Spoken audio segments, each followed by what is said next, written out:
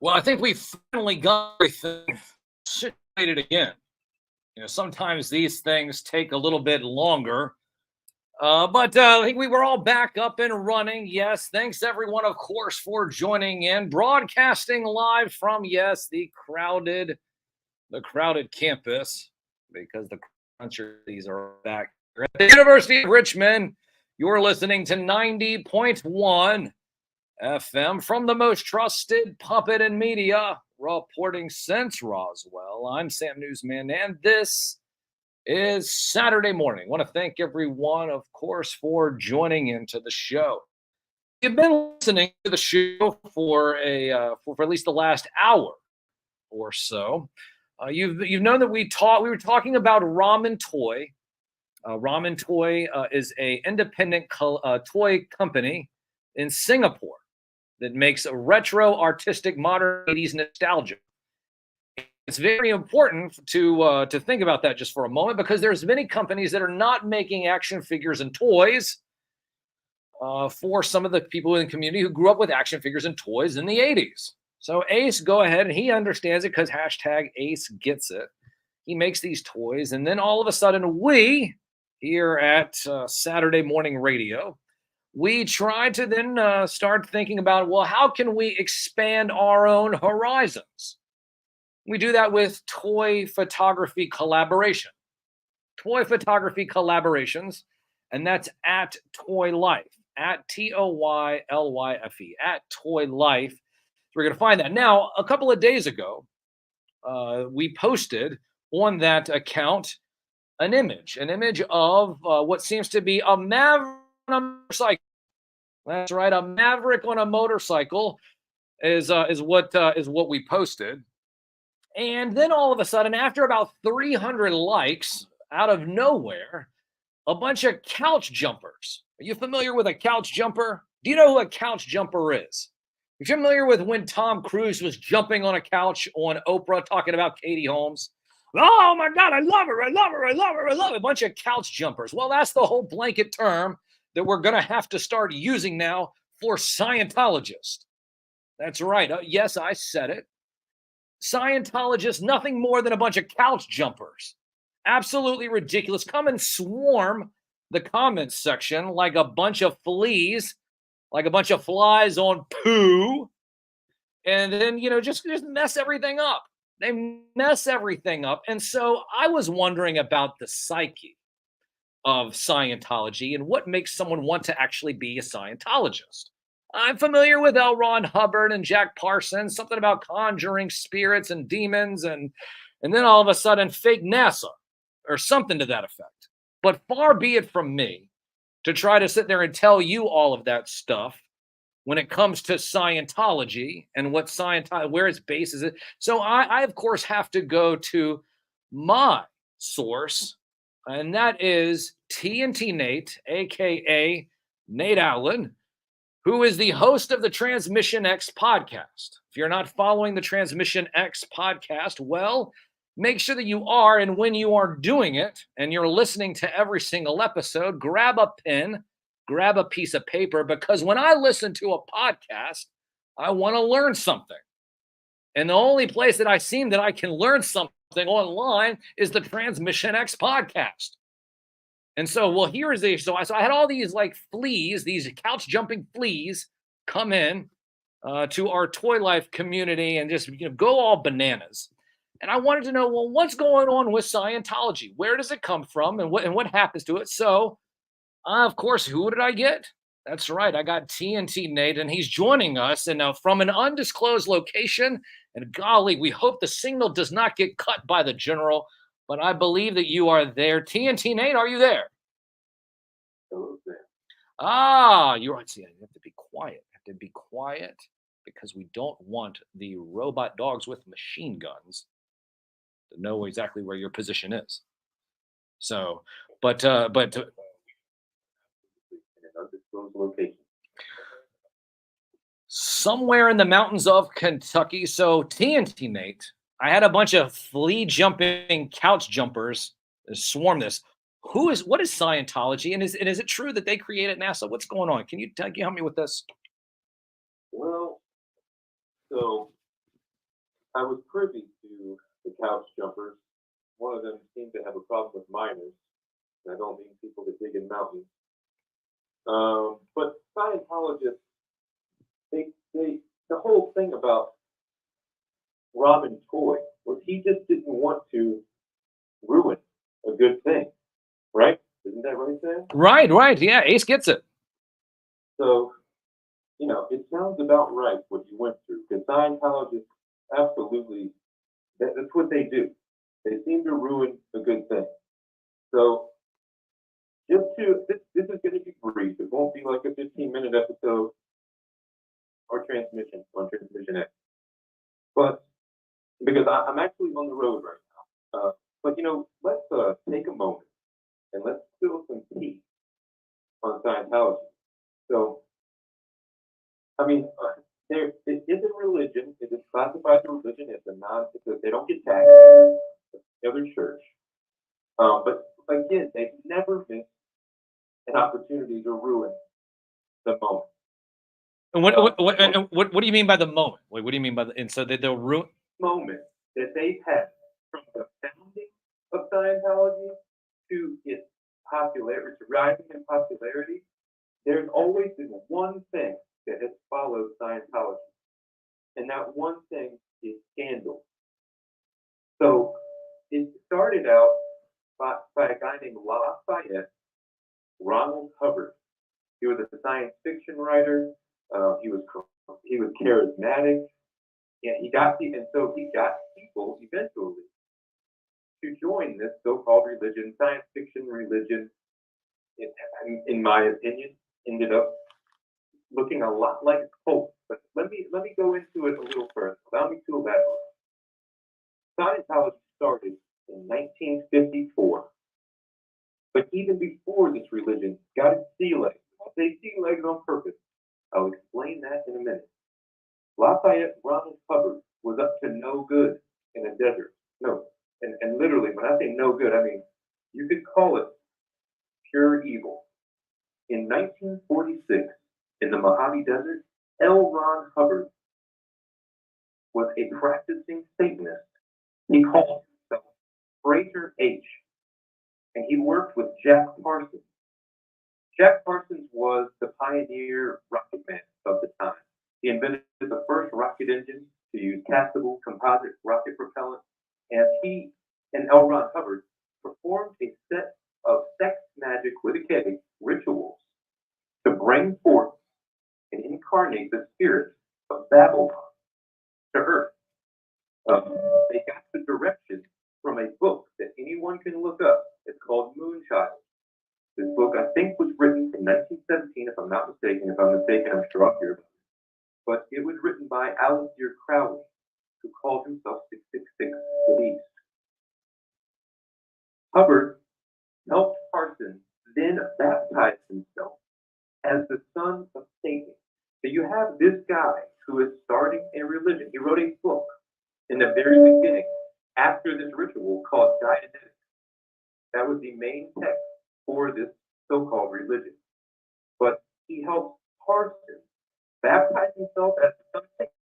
They actually used the name Armilus, Armilus, and that's the Hebrew name for the Antichrist. Interesting note, though, what I found interesting, I made a specific note for this. The Babylon working rituals, which they were called, were devised by Parsons, Hubbard, Crowley, and interestingly enough, by scientists from the Manhattan Project. Oh, so they're directly connected to the government and military? 1,000%.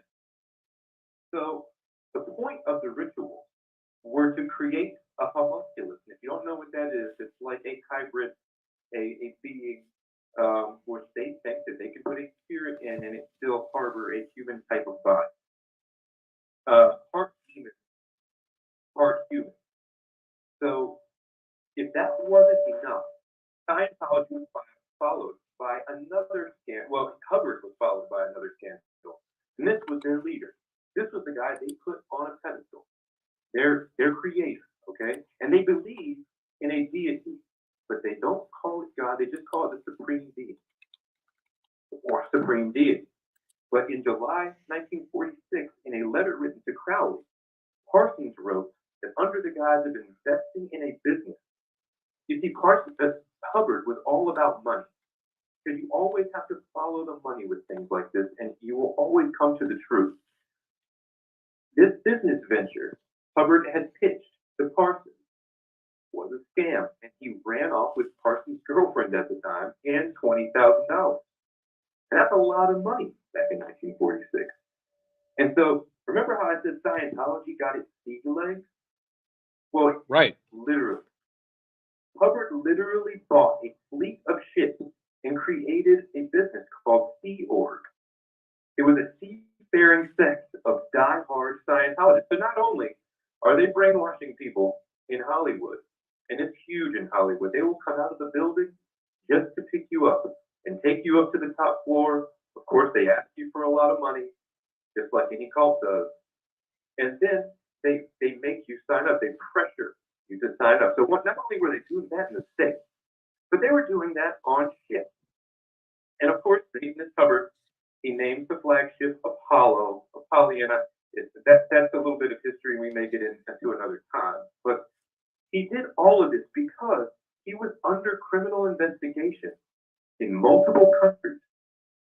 Countries were after L. Ron Hubbard and Scientology for all sorts of crimes. Some having to do with children, some having to do with intrigue, some having to do with scandal itself. So Hubbard set sail. And you'd think that the scandals would stop there. They did not. Hubbard had been accused of being an FBI informant turned Soviet spy. And there's some bones to this. Wait a minute, hold on. You're telling me he was a double agent as well?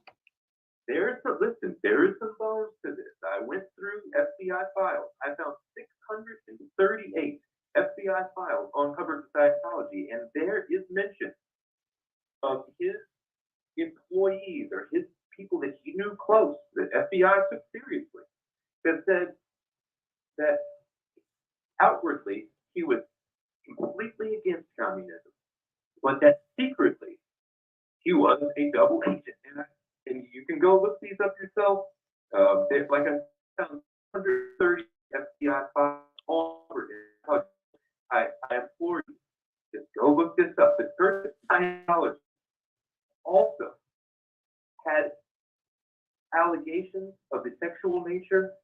There were so many that they had to file these, and each one of these is filed. You can find ex-forums from members talking about the religion, how it turns into a cult, and what was going on. For example, one reported case of this was in the New York Post in 2005, and it reads, a former Scientology staffer is breaking her silence about being sexually assaulted 100 times at the ages of 16 and 17 by church supervisor Gabrielle Williams.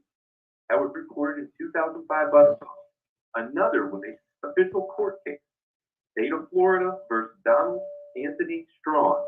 A Scientologist by the name of Donald Anthony Strawn, also known as Tony Strawn, was convicted in 1995 to 30 years in prison for sexually molesting two girls ages 8 and 11. And these stories just go on and on. So Scientology may have started off as a science fiction writer's attempt at creating a religion based off some esoteric teachings he was privy to just to make a lot of money. But it turned into a proper cult with forums of victims dedicated to bringing it down. So Sam, you have a pedo-Scientologist going after Ramen Toy, one of our own. My advice, and you don't have to take it, but expose him.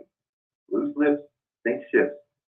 And if he wants to be on that ship, so be it. The truth will always set you and I free, Sam. But it sounds like it may get him in trouble. So that's all I have for today. I have to get back on the road. But as always, Sam, stay tuned. But most importantly, be ready. And there he is. Well, And there we go, ladies and gentlemen. That's TNT Nate. Nate Allen, ladies and gentlemen. Nate Allen from the Transmission X podcast.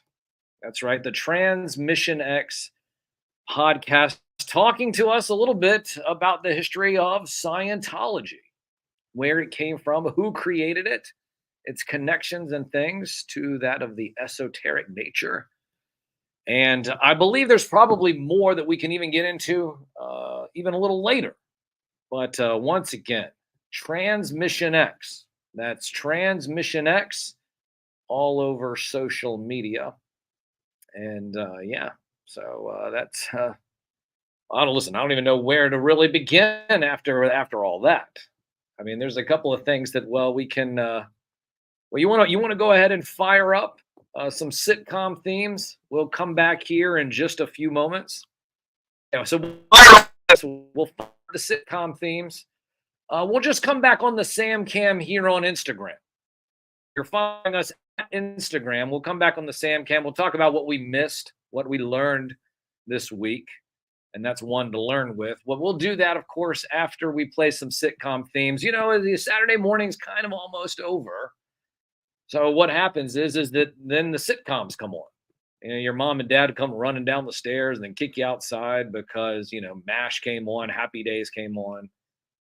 All those other shows came on, and then now it's time for you to go outside and play. Of course, modern kids probably have no idea what that even means as they stare at their tablets and devices. But hey, well, what can you do? I'll tell you what you can do. Follow me at Sam Newsman.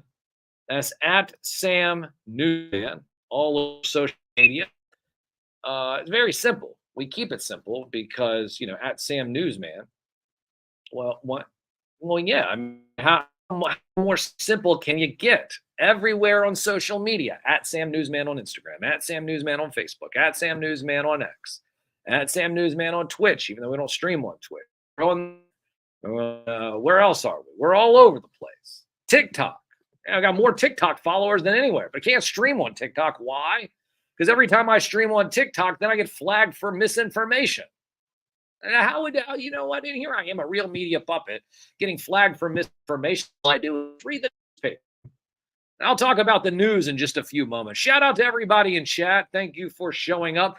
We're going to fire off the Sam Cam in about 10 minutes or so. We'll be back in just a few moments here on the only two-time award-winning radio show dedicated to the magic and nostalgia of Saturday morning, hosted by me, a real media puppet.